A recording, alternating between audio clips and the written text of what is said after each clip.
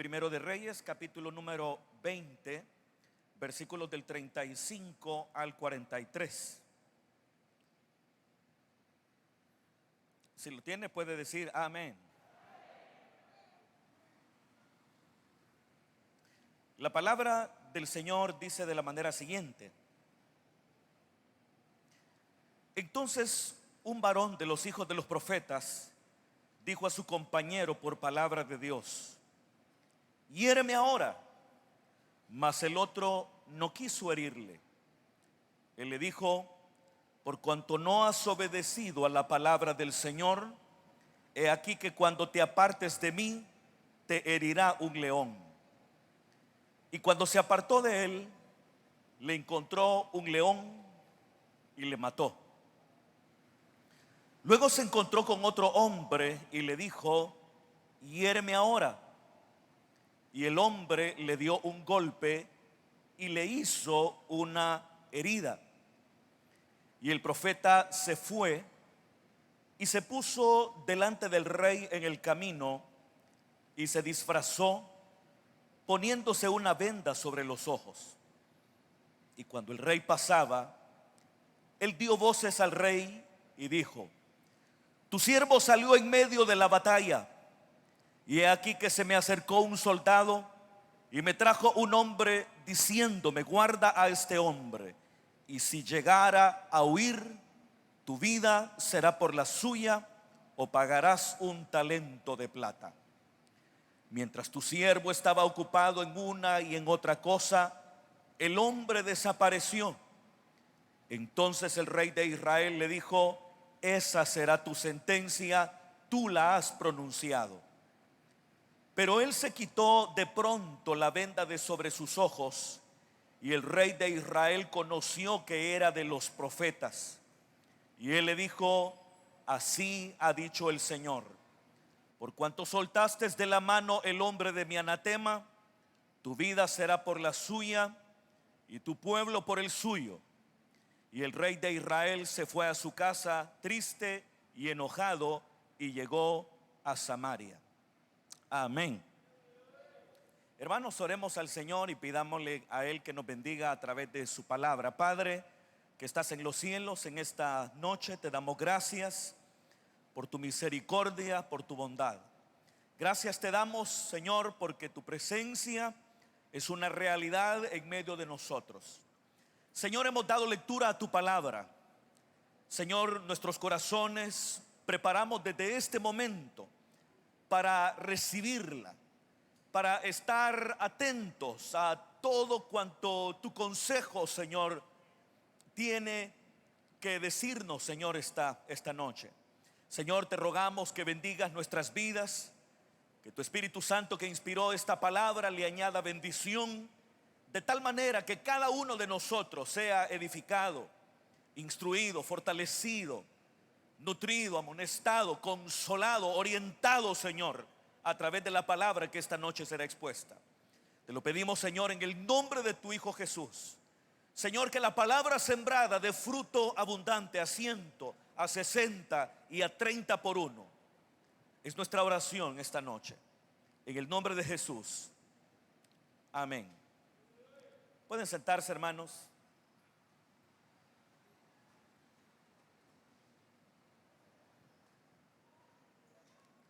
Hermanos, el título del sermón de esta noche es: Acab es reprendido. Y quiero, hermanos, que como idea general podamos estar considerando cuán importante es que nosotros obedezcamos siempre el consejo de la palabra, aun cuando su consejo probablemente no sea lo que nosotros consideremos más adecuado en determinados momentos y circunstancias. Todos tenemos, hermanos, que tomar decisiones alguna vez en la vida. Decisiones, hermanos, en las que debemos optar por seguir el consejo divino O también podemos optar por algún camino, alguna estrategia que nosotros consideramos más viables dadas las circunstancias que nosotros estamos viviendo en ese momento. Y muy probablemente lo que nosotros hemos pensado, lo hemos pensado bastante bien. Nos damos cuenta que seguir ese camino pensado es el más viable y que nos ayudará a resolver las dificultades que estamos viviendo en ese momento. Y no solamente nos permitirá resolver las adversidades del momento, sino que también nos permitirá ir alcanzando algunos objetivos que probablemente no teníamos previstos en ese momento.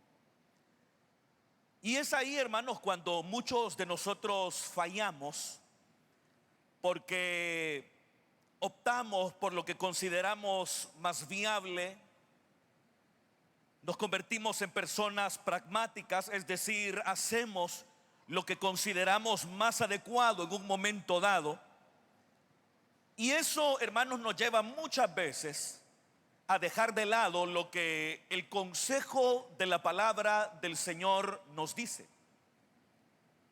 Y probablemente, hermanos, después de haber tomado una decisión determinada, nos vamos dando cuenta que las cosas nos salieron bien y nos salieron mucho mejor que lo que nosotros habíamos pensado. Pero no podemos negar que muchas veces se toman decisiones equivocadas y los resultados inmediatos son positivos. A veces uno piensa que cuando se toma una decisión equivocada, los resultados que vendrán a continuación también serán malos y completamente contraproducentes a nuestros intereses. Pero eso no es cierto. A veces podemos tomar decisiones equivocadas que contrarían el consejo divino y las cosas en la inmediatez nos pueden salir mucho mejor de lo que nosotros deseábamos y esperábamos. Y de ahí que las personas digan, bueno, esta fue la mejor decisión que pude haber tomado en esta circunstancia. Pero esa valoración no la hace sobre la base de una comparación de lo que hizo con lo que dice la palabra, sino que esa valoración está determinada por los éxitos iniciales que obtuvo después de haber tomado una decisión en determinadas circunstancias. Y el pasaje bíblico, hermanos, que he leído en esta oportunidad nos cuenta un poco de eso que acabo de describir en esta brevísima introducción. El pasaje, hermanos, que he leído se circunscribe dentro de las continuas guerras que había entre Israel y Siria. Israel, el reino de Israel y Siria se mantuvieron en guerra por muchos años, por muchas décadas. En algunas ocasiones Israel vencía de manera categórica, aplastante. En otras ocasiones vencía sin que hubiese un tan solo muerto. Y había también momentos cuando el ejército sirio derrotaba de forma aplastante y categórica al ejército de Israel, como ocurrió en los días de Jehú y su hijo Joacás. En este capítulo número 20 se nos narra cómo Israel, quien en ese entonces estaba siendo gobernado por Acab, había derrotado a Siria en 2 ocasiones. La victoria de Israel fue total, fue categórica. Tanto en el primer enfrentamiento como también en el segundo, que tuvo lugar el año siguiente. Entonces la derrota de los sirios fue tan grande que su rey Ben-Hadad tuvo que salir huyendo. Después de que Ben-Hadad había amenazado a Acab y a Israel con subyugarlos, ahora el rey sirio huye ante la victoria incontestable de Israel. Pero los cercanos a Ben-Hadad le dijeron: hemos oído que los reyes de Israel son misericordiosos. ¿Por qué no intentamos presentarnos de manera sumisa ante el rey Acab? Y muy probablemente el rey nos perdonará la vida.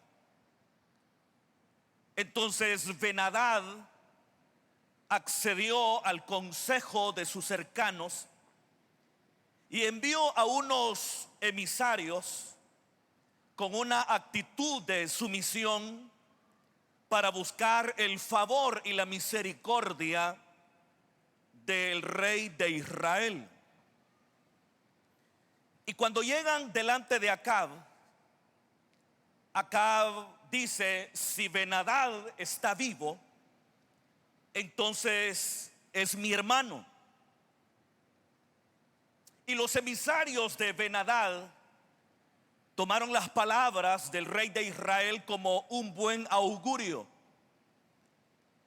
De tal manera que Ben-Hadad se presentó en persona ante el mismísimo rey Acab, que le acababa de infligir dos victorias, o dos derrotas, mejor dicho.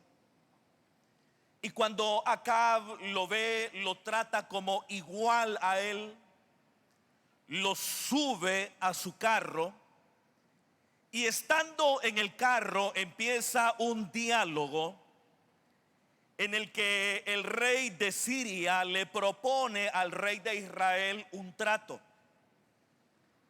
Y el trato que Ben-Hadad de Siria le propone a Acab de Israel es que el primero le devolvería al rey de Israel todas las ciudades que su padre le había quitado al suyo. Es decir, que antes de Acab y antes de Ben-Hadad, los padres de ambos habían estado en guerra. Y en algún momento no especificado en la Biblia, el padre de Ben-Hadad le arrebató algunas ciudades al padre del rey Acab. Entonces, lo que hace Ben-Hadad es decirle: yo te voy a devolver las ciudades que mi padre le arrebató al tuyo.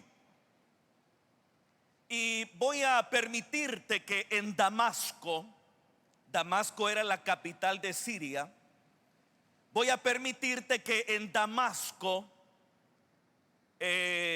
tú ubiques lo que llamaríamos una especie de centro comercial, un lugar donde se comerciaran los productos de Israel.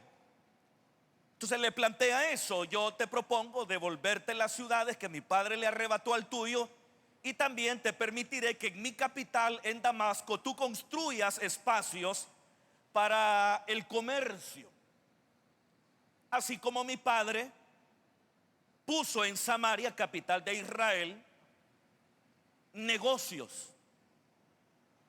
Entonces dice la palabra del Señor que Acab accedió a la propuesta de Ben-Hadad porque la consideró adecuada, porque Acab, hermanos, era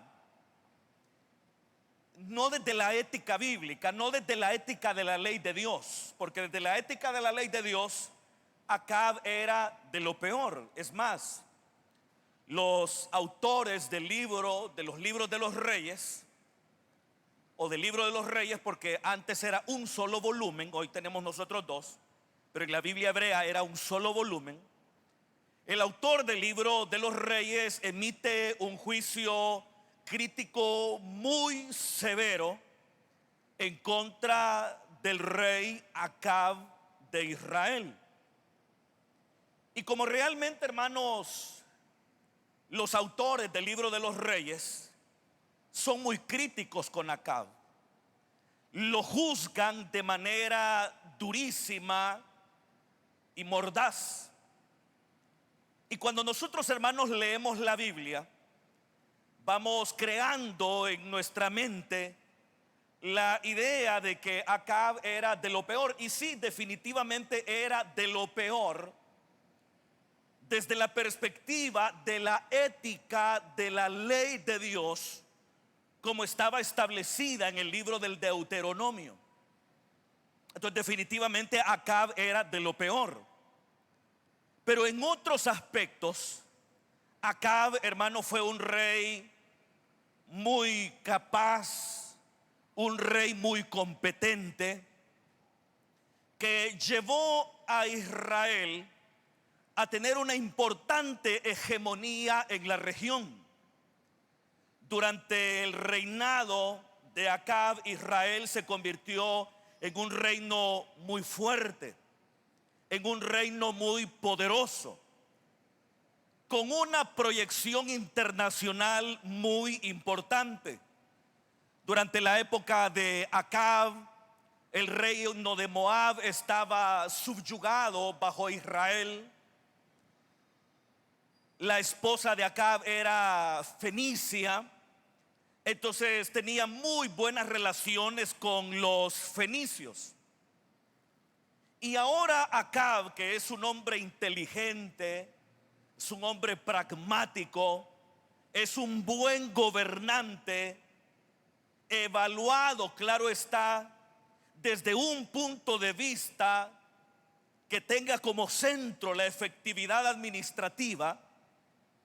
Acab era eso, y ahora se le está planteando la oportunidad de fortalecer el comercio internacional.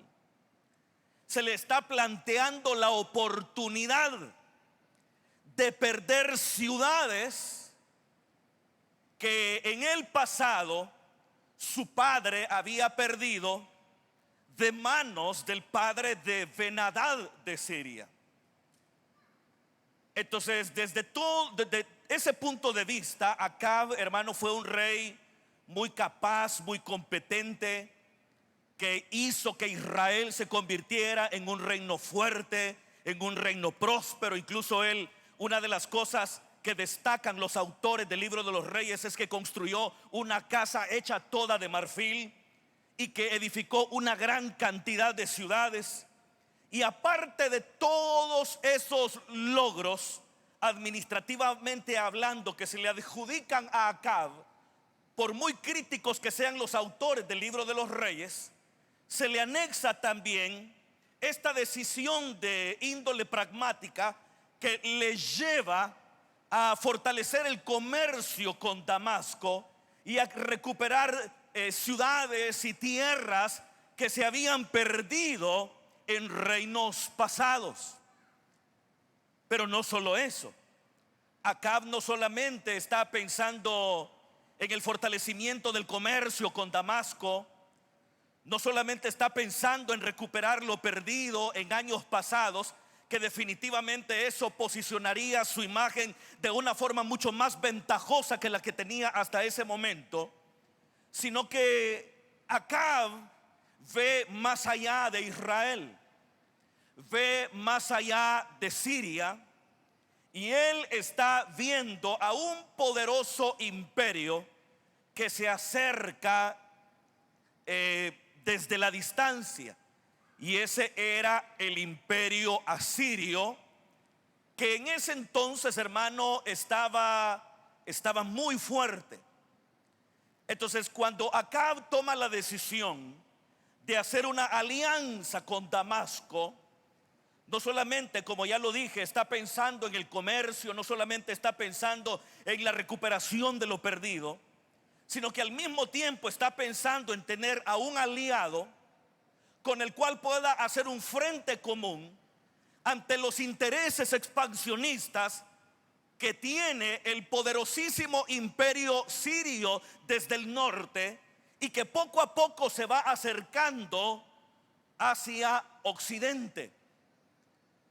Entonces, desde todo punto de vista, hermanos, la decisión de Acab fue la más acertada.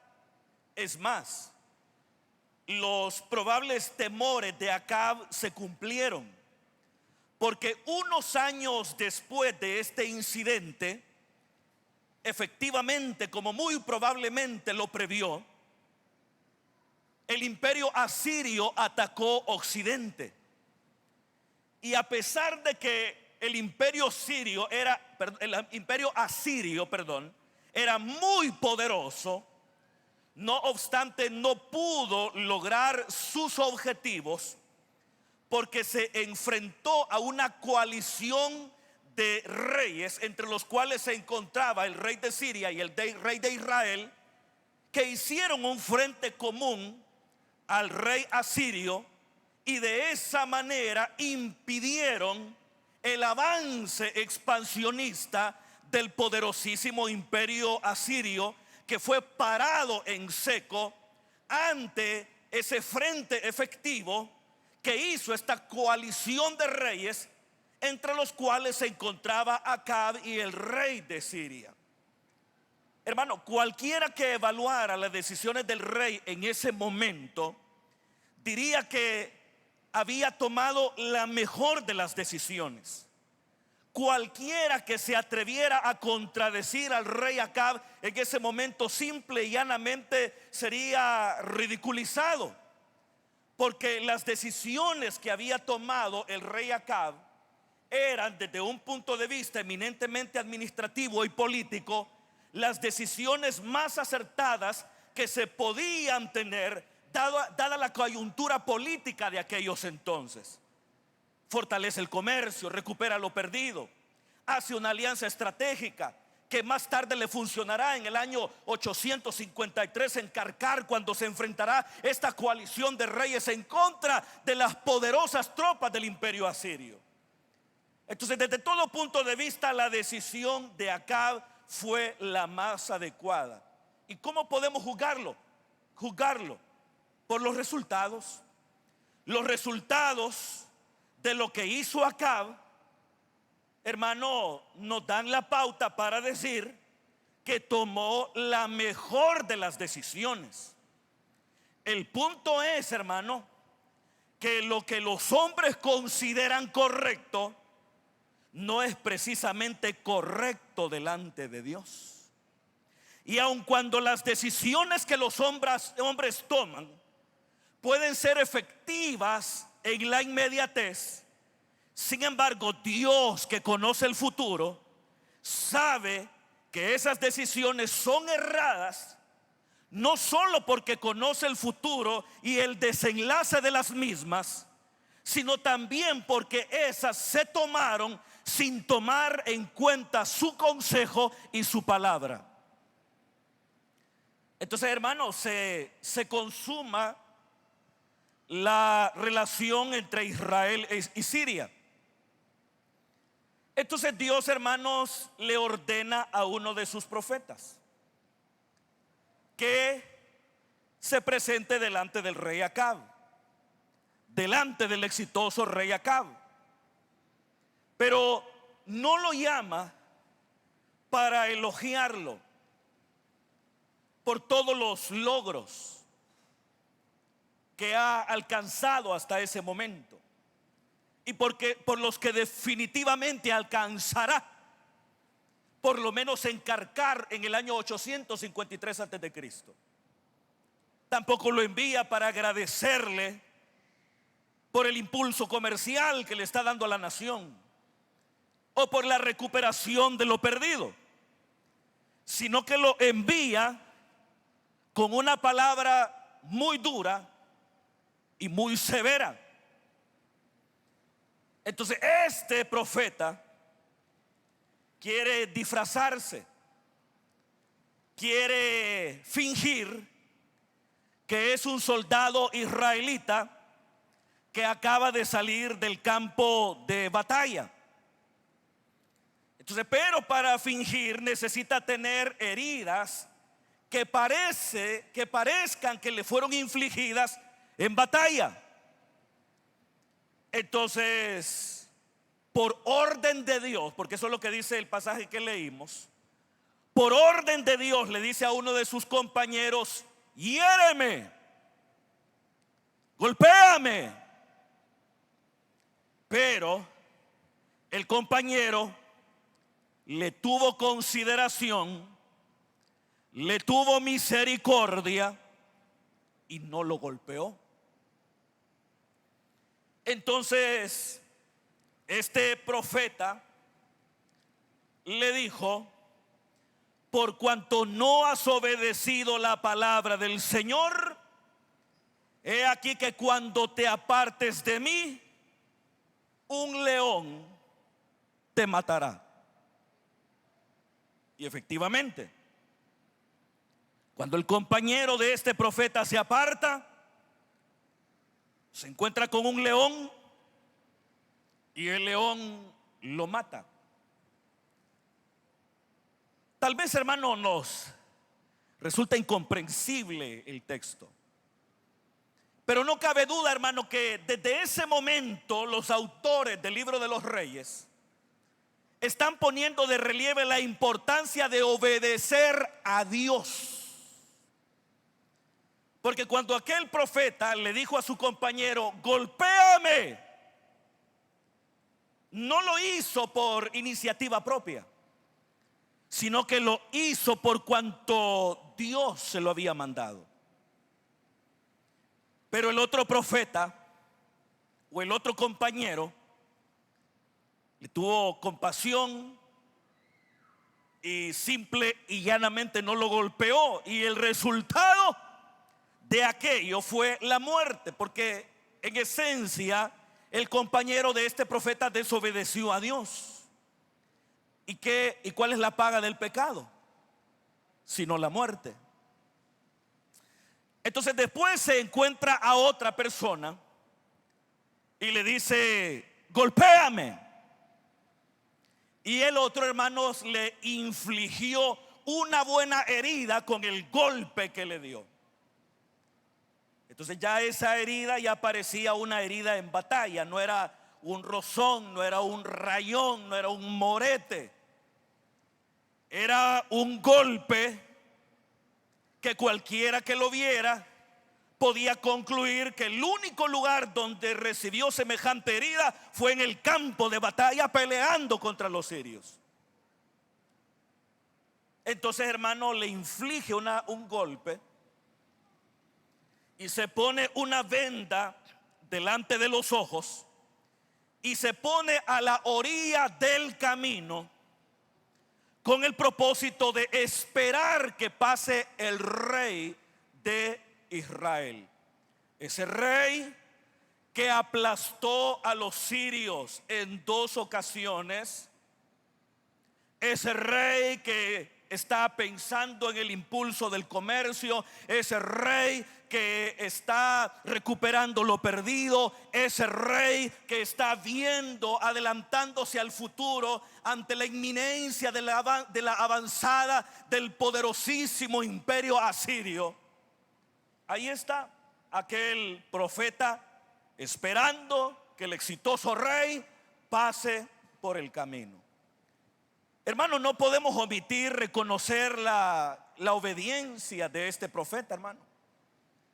No podemos dejar de reconocerla, por un lado, hermano, porque Dios le está hablando y le está diciendo que le diga algo al rey que en esos momentos, hermano, definitivamente estaba fuera de lugar, porque lo que el profeta le dijo a Acab, visto desde una perspectiva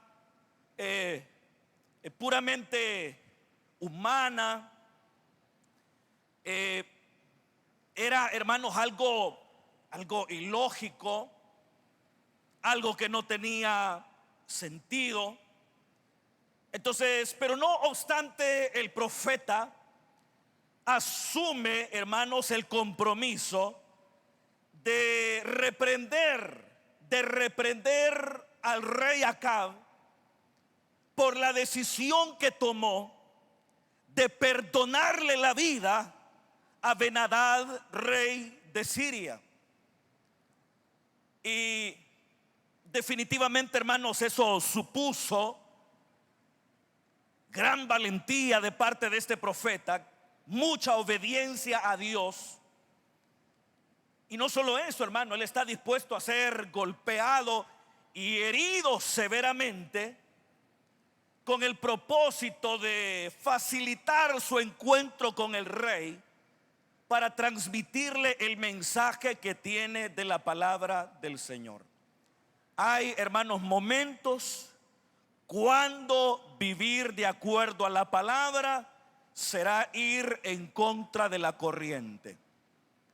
Nosotros de pronto tendremos decisiones que tomar,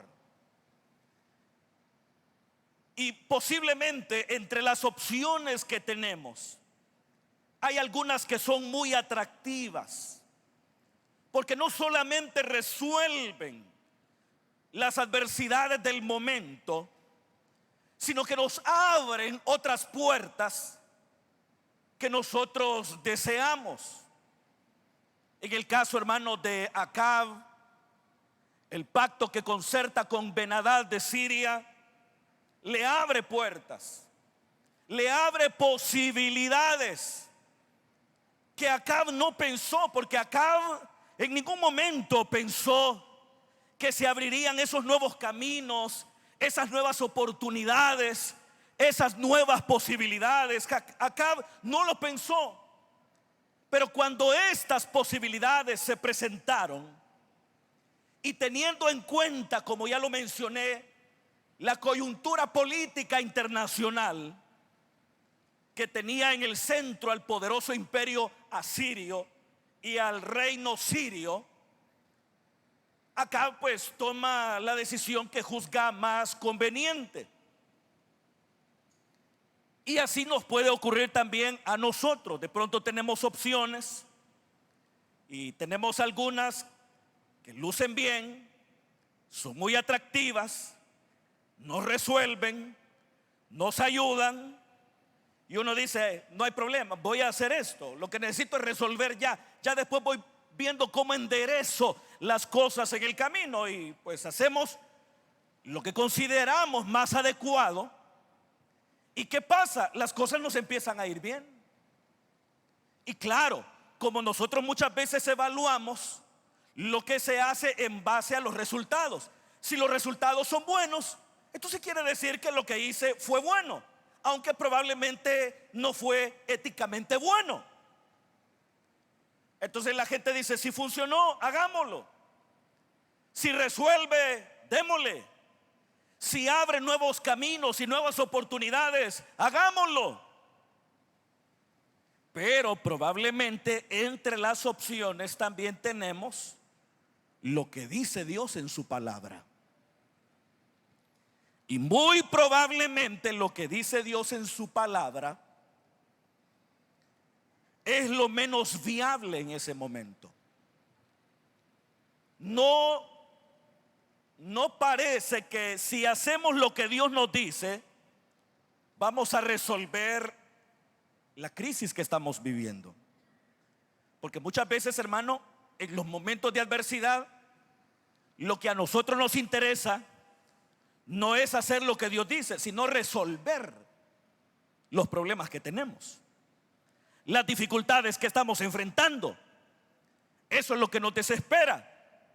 Y eso se convierte en nuestra prioridad.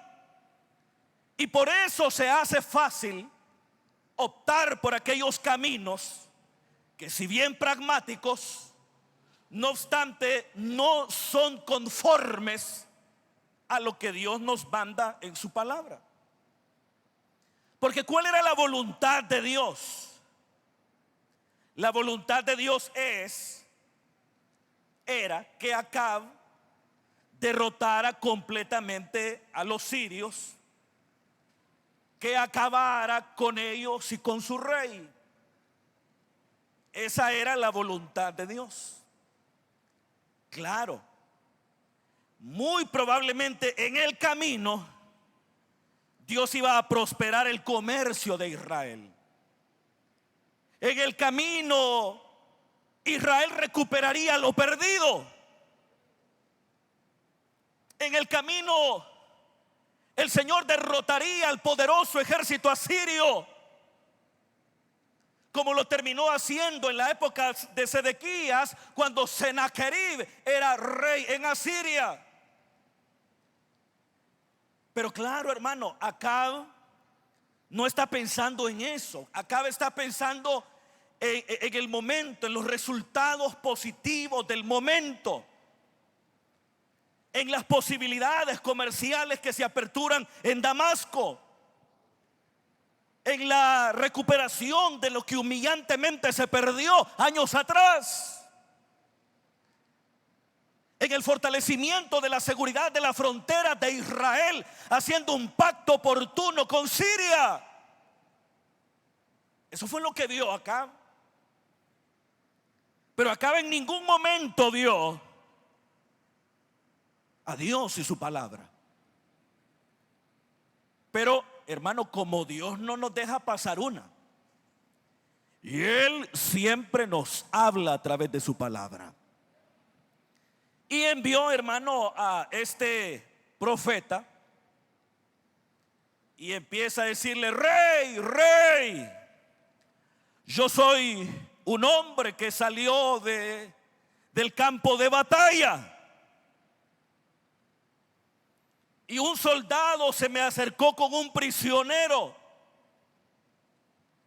y me dijo: custódialo, cuídalo, porque si se te escapa, pagarás con tu vida o pagarás un talento.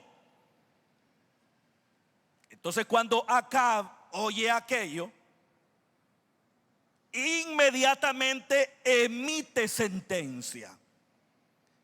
Y Acab lo que le dice a este profeta es, porque él le dice: este hombre me lo dieron, lo estuve custodiando, pero me empecé a ocupar en una y en otra cosa, y en mi distracción el hombre huyó. Y Acab, de manera implacable, dijo: esa será tu sentencia. Tú ya la mencionaste. En otras palabras, te toca morir, porque dejaste escapar al hombre que se te dio en custodia por estar ocupado en una y en otra cosa, que fueron las palabras del profeta. Hermano, y ahí aprovecha el profeta para quitarse la venda de los ojos. E inmediatamente el rey Acab lo reconoció. Hermano, si Acab tuvo mensajeros de Dios, hermano, que le hablaron, hermano, el más grande de ellos, Elías de Tisbe.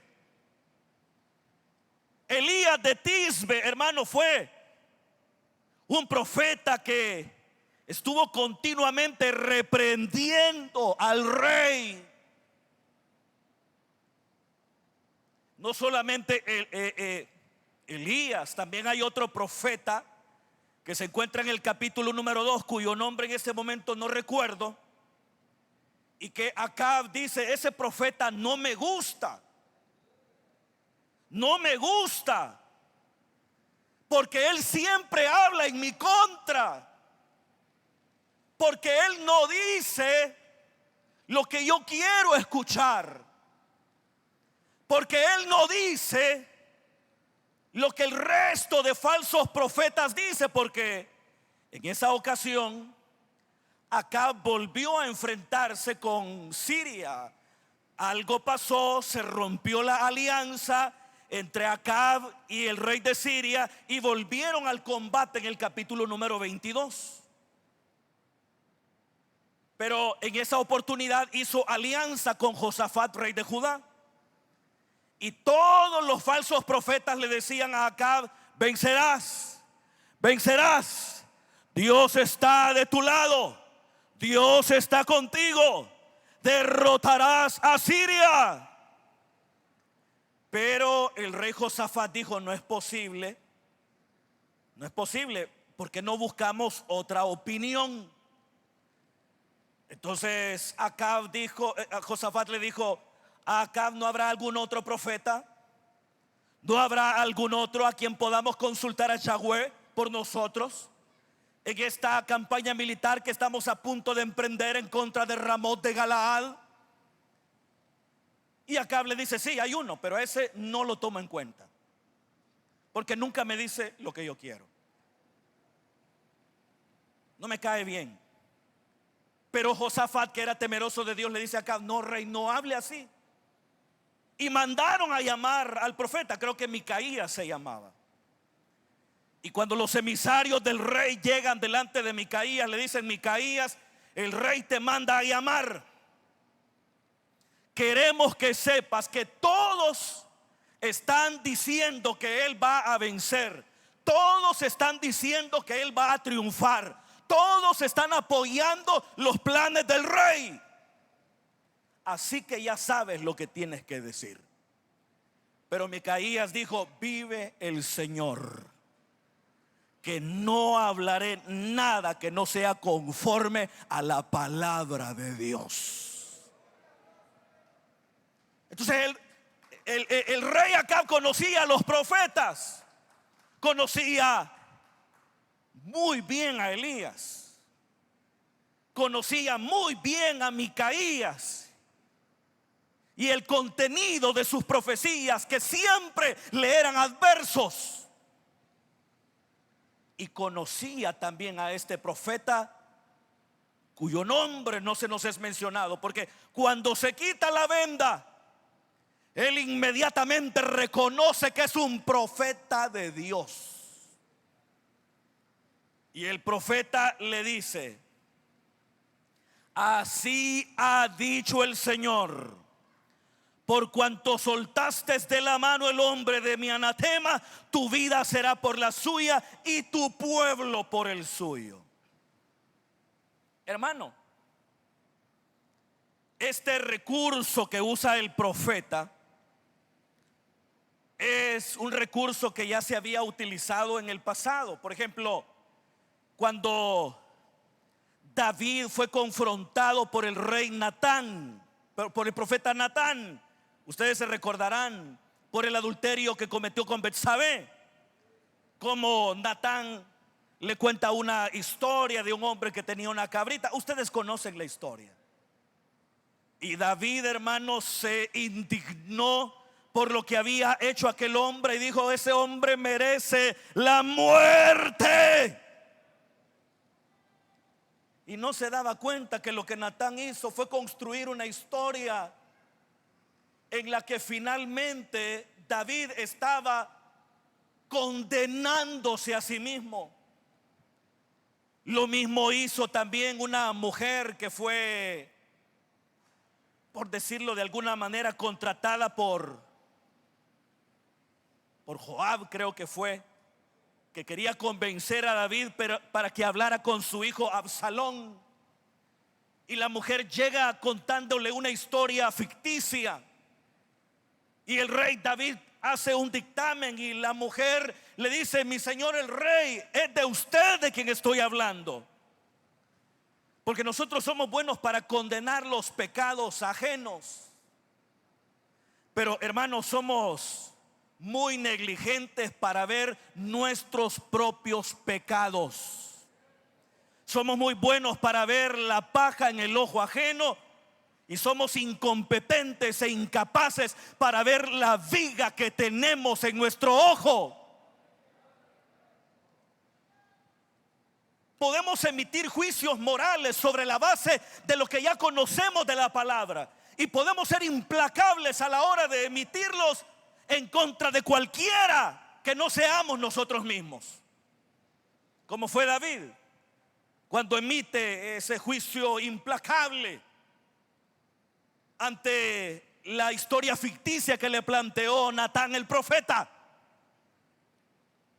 Acab fue implacable con este profeta, tuvo misericordia de Ben-Hadad, le perdonó la vida, pero ahora está siendo implacable con este hombre. Y es que así somos los seres humanos, somos incoherentes muchas veces. Hacemos algo de una manera, pero la condenamos de otra manera. Evitamos hacer algo con alguien, pero lo terminamos haciendo con otro, como fue el caso de Acab. Perdonó con misericordia a Ben-Hadad, pero dictó un juicio implacable en contra de este profeta que lo está interpelando en ese momento. Entonces, hermanos, la sentencia de Dios, hermano, en contra del rey fue grande. Hermano, es que los hombres de Dios hablan según las palabras de Dios. ¿Me oye, hermano? ¿Qué hubiera dicho cualquier israelita de Acab en aquella época? Seguro cosas muy buenas. Pero Dios tiene una norma para medir a los hombres que es muy diferente a la norma que nosotros como seres humanos tenemos. ¿Me escucha, hermano? La norma humana para juzgar es falible, contradictoria, manipulable. ¿Cuántos me están escuchando, hermanos? Las percepciones humanas, las opiniones humanas, las normas que tenemos para evaluar y juzgar las cosas, las gentes, o las circunstancias son falibles, manipulables. Por eso nos equivocamos tan a menudo, porque queremos hacer las cosas pensando con la cabeza, dejando de lado el inmutable consejo de la palabra de Dios.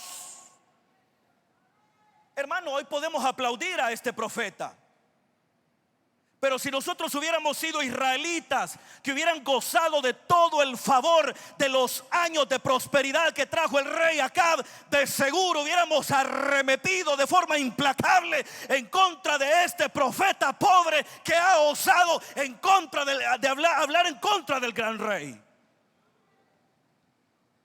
Pero es que Dios tiene una norma diferente. ¿Cuántos me escuchan, hermano? Dios no juzga en base a resultados. Dios no juzga en base a popularidad, poder o fama. Dios juzga en base a su palabra. A su palabra. Y lo que hizo Acab, evaluado administrativa y políticamente, fue lo mejor que se pudo haber hecho. Pero el Dios que habita en luz inaccesible, que tiene frente a sí tanto el pasado, el presente y el futuro, sabe que lo que Acab ha hecho es un gran error, no solamente porque contravino su voluntad, sino porque las consecuencias serán nefastas en el futuro. Y lo fueron, hermano. Mientras Acab gobernó, Israel mantuvo su poder, su proyección internacional. Israel se convirtió en una nación de prestigio. Es más, en los escritos asirios se menciona a Acab por nombre. en los registros asirios, que no son registros bíblicos, son registros paganos, se menciona a Acab por nombre, ni siquiera se menciona a David ni a Salomón.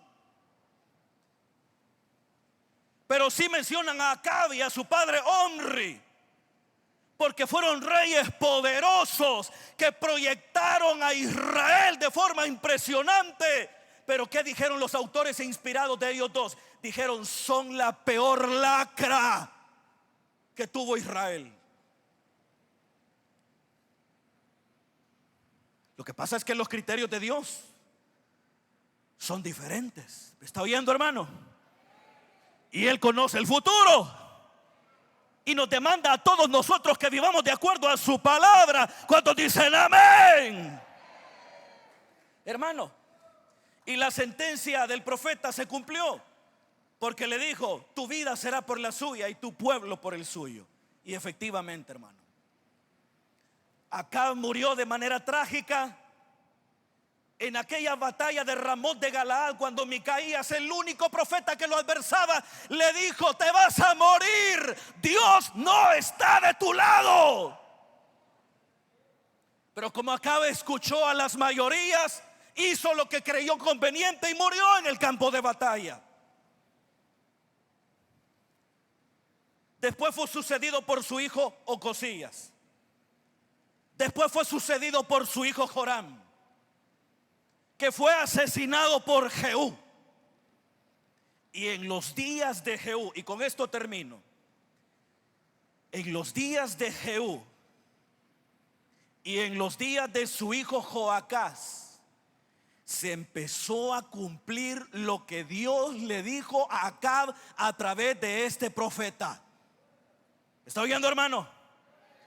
Le invito para que lea en su casa el libro segundo de los Reyes y que vaya a la descripción que los autores inspirados hacen del reinado de Jehú y de Joacás, y se dará cuenta que la más grande desgracia de Israel fueron los sirios.